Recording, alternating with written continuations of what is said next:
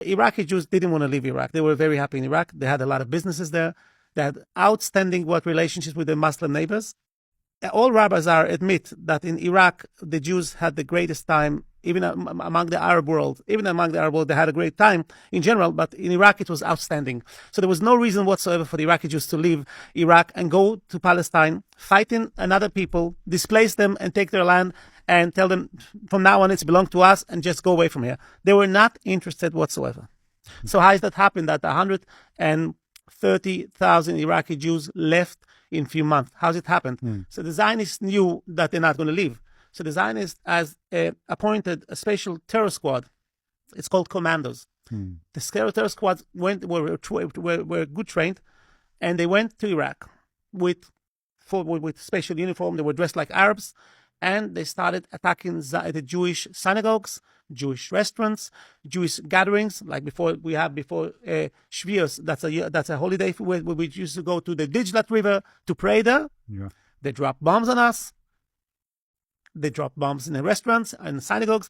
They killed a few people, and it was escorted with propaganda, with papers in Arabic. Jews, the Muslims are changed. It's finished. The good Muslims is finished. They're here because there is a Zionist state on its way.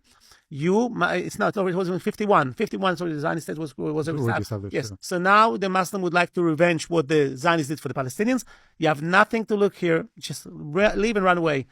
At the first wave, 10,000 left. They were very scared. But then people saw that things are becoming relaxed. No, they were not interested to leave their property. And they were good relations. The Muslim neighbors told them, stay. It's not us.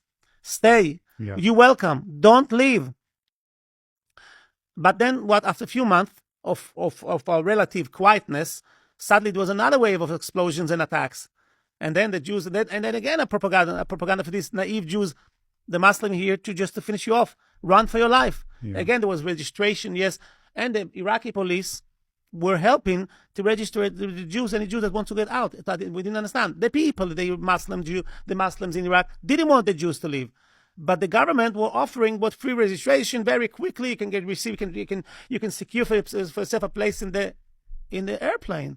So what's going on? Who is against who? Yeah. So after that, there was a CIA officer which wrote a whole book about it. How is it happened? That's right. It was set up plan between the Zionists and the Iraqi government. His name was Nur Said. His name. Nur Said. He made a deal with Ben Gurion. Ben Gurion told him, "Give me the Iraqi Jews. Take the property. Take their stores. Take the bank account. Confiscate their money." And we're talking about property and money in the bank account with worth the billions of dollars. Everything you take for yourself. You just give us the Jews. That's why they turned their face to the other side when they heard of all these attacks, because then that came from the Zionists. They didn't even something happened is they captured one of the Zionists, is the judge which captured him. The police brought him to the judge.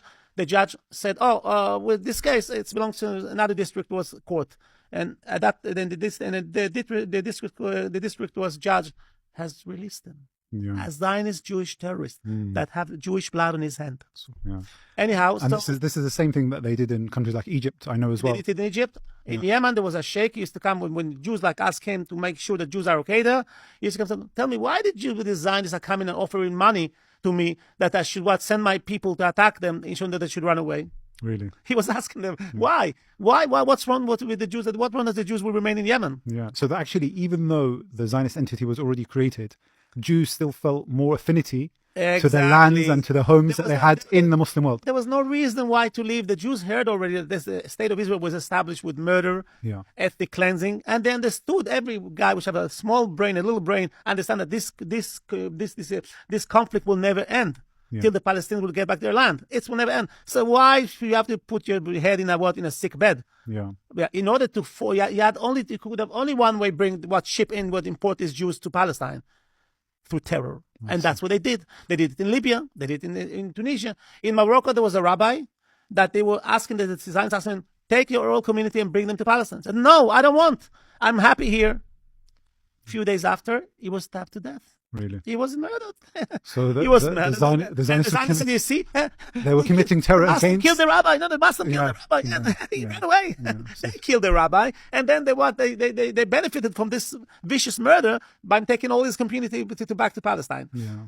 And even though 10,000 Jews left in Iraq till 77.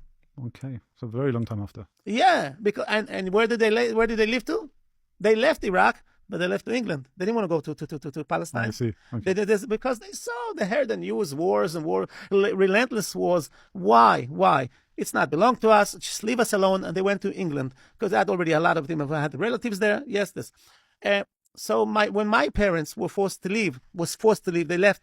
The owner of the landlord that used to rent out the apartment in East, and he cries, says, "The bless go away from me. Why do you leave?" They said, "We can't leave. We can't stay here alone." They were crying. They were hugging each other. Yeah. My mother always used to. Once a year, we used to sit on a table. We used to talk about. My mother used to talk about with loneliness about Iraq. Yeah.